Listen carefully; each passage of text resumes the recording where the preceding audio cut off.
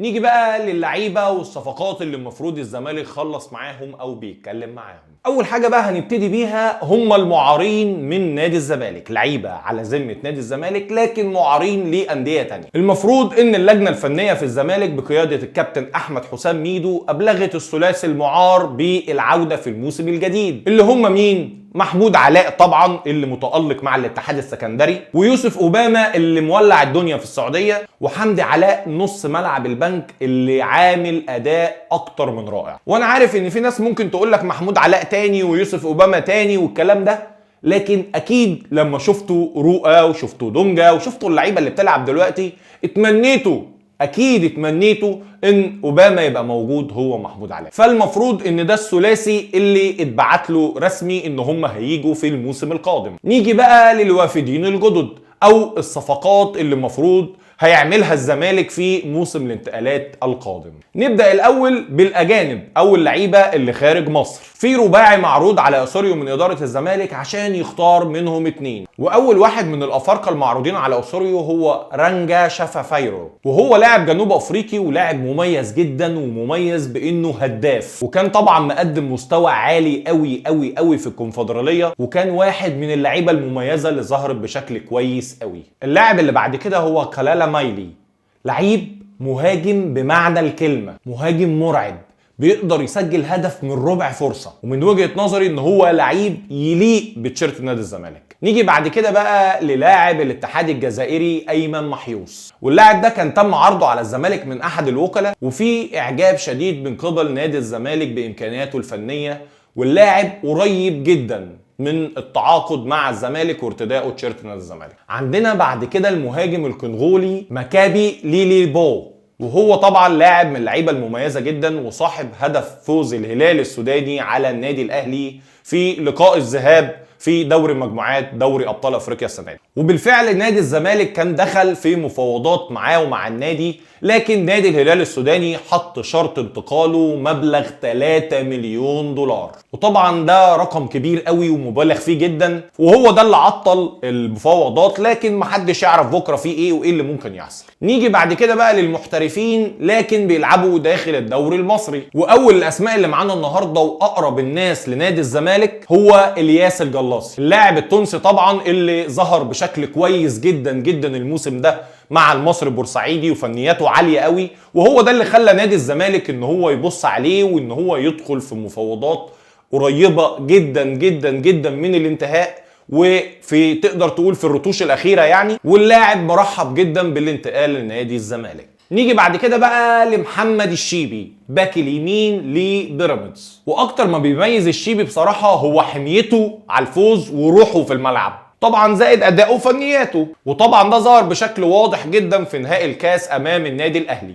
بس طبعا بغض النظر عن اللي حصل في المباراه، لكن اكيد ده نابع من حميته على المكسب وانه مش راضي بالهزيمه. وطبعا اللاعب سنه صغير فممكن يبقى مفيد بشكل كبير قوي لنادي الزمالك، وعايز اقول لكم ان احمد حسام ميدو مصر انه هو يخليه موجود في نادي الزمالك. واخر الاسماء اللي معانا النهارده هو فخر الدين بن يوسف الروج، مهاجم بيراميدز ومنتخب تونس، طبعا برضو ده من ضمن دائره اهتمام نادي الزمالك، لكن بصراحه لو تسالني انا بتمنى ان الصفقه دي ما تتمش. ليه؟ لان اللعيب معدي ال 31 سنه، وبصراحه ربنا كده ما عملش اللي يخليه يجي نادي الزمالك ويكون واحد من لعيبه نادي الزمالك، فانا مش شايف فيه الميزه اللي تخليه يجي يلبس تيشيرت نادي الزمالك بكل امانه. نيجي بعد كده بقى لولاد بلدنا الميدين ايجيبت، لعيبه الدوري المصري اللي على رادار نادي الزمالك، واول الاسماء اللي معانا هو ناصر ماهر، صانع لعب فيوتشر دلوقتي والاهلي سابقا، ومن وجهة نظري بصراحة ان هو ما خدش الفرصة كاملة في النادي الاهلي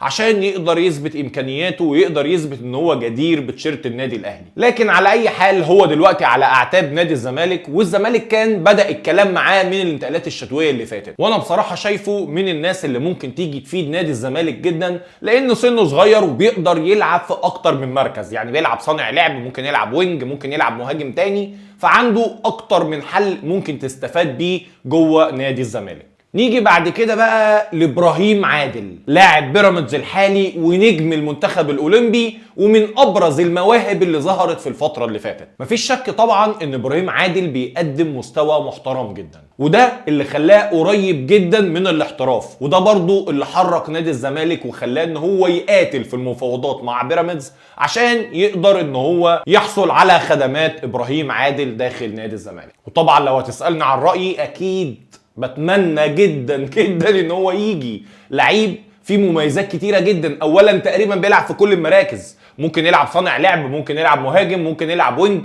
لعيب مستواه عالي قوي، واتمنى جدا انه يكون في نادي الزمالك واشوفه جوه نادي الزمالك. يجي بعد كده بقى محمود حماده، وطبعا بعد الاداء الجيد اللي قدمه مع الفريق الاول لمنتخب مصر فقدر ان هو يلفت انظار مسؤولي نادي الزمالك. وطبعا لان انتوا عارفين ان احنا في نص الملعب عندنا فجوه زمنيه ما حدش يعرف اي حاجه عن نص ملعب نادي الزمالك، فاحنا محتاجين لعيبه كتير في نص الملعب، ومحمود حماده من اللعيبه القريبه جدا جدا جدا من الانضمام لنادي الزمالك. عندنا بعد كده بقى هشام صلاح، الباك اليمين للاتحاد السكندري، واللي طبعا برضه ظهر مع الاتحاد بشكل كويس جدا، واكيد هو ده طبعا اللي خلى نادي الزمالك يحطه في قائمه الوافدين الجدد في الانتقالات القادمه. نيجي بعد كده بقى لابن نادي الزمالك احمد ايمن منصور، وطبعا ده من اللعيبه اللي كان الزمالك خلص معاها كل شيء لكن انتقل لطلائع الجيش عشان يقدم الواجب الوطني. وبرضه احمد ايمن منصور من اللعيبه اللي بتلعب في اكتر من مركز، يعني ممكن يلعب قلب دفاع وممكن يلعب باك،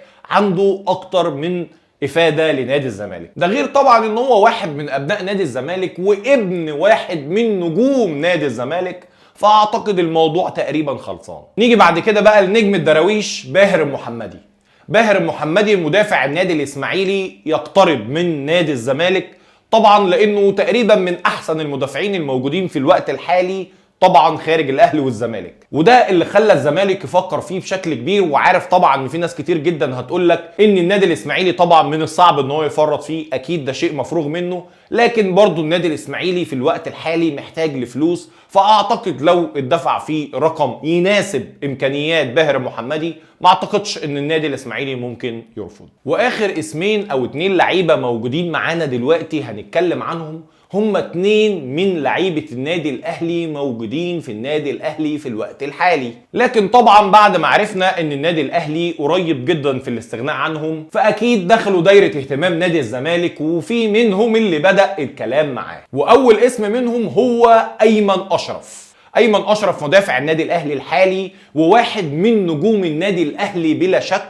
وواحد من اللي شال مع الاهلي بطولات كتير جدا، لكن زي ما الكل شايف من وقت وصول مارسيل كولر وهو ما لمس الملعب نهائي، واخيرا عرفنا ان قريب جدا من الاستغناء عنه في النادي الاهلي. فبعد الكلام ده طبعا دخل دايره اهتمام نادي الزمالك وبداوا في الكلام معاه، وفي اقاويل بتقول ان هو تقريبا خلص معاهم كل شيء. اخر اسم معانا بقى هو واحد من نجوم النادي الاهلي، وواحد كان نجم شباك في الفترة اللي فاتت، وواحد من اللي صنعوا تاريخ كبير للنادي الاهلي، هو محمد مجدي قفشه. قفشه طبعا من اهم اللعيبه اللي كانوا موجودين في النادي الاهلي، وطبعا صاحب اغلى هدف في تاريخ الاهلي والزمالك على مر التاريخ، لكنه لقى غضب شديد من جماهير النادي الاهلي في الفتره اللي فاتت بسبب تدني المستوى، مما جعل النادي الاهلي ان هو يقرب من الاستغناء عنه، ومما جعل نادي الزمالك ان هو يدخله في دايره اهتماماته.